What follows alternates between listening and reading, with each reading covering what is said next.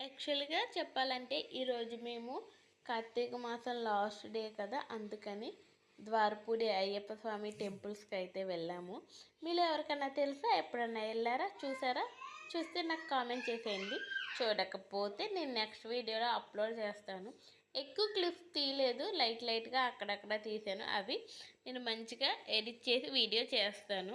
ఒక్కసారి చూసారంటే మీకే వెళ్ళాలనిపిస్తది. నేనైతే వెళ్ళాను చాలా సార్లు. చిన్నప్పుడు వెళ్ళాను. ఆఫ్టర్ మ్యారేజ్ ఇంకా వెళ్ళలేదనమాట. సో, ఇలా సరిపోతుంది పిల్లలతో. ఎలాగన్నా వెళ్ళాలని చెప్పి నేను ఈరోజు వెళ్ళాము. నేను, మా వారు, చిన్నోడితో వెళ్ళాము. అరవింద్ అయితే స్కూల్‌కి వెళ్ళిపోయాడు.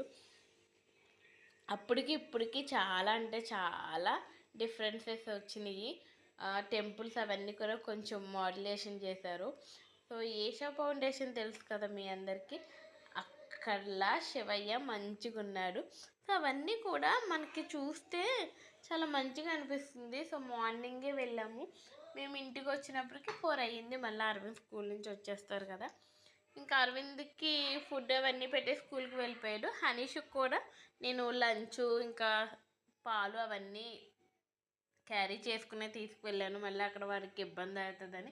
మేమైతే అయ్యప్ప స్వామి టెంపుల్‌లోనే మేము అన్నప్రసాదం అయితే తినేసాము.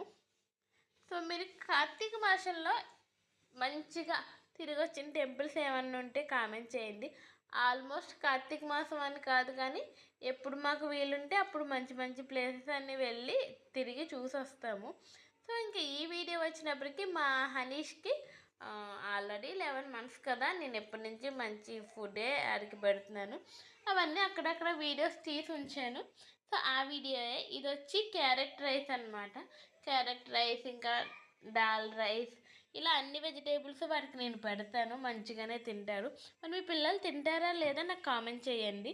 ఇంకా ఫుడ్ వీడియోస్ కావాలంటే నాకు చెప్పండి. ఈ వీడియోకి లైక్ చేయండి.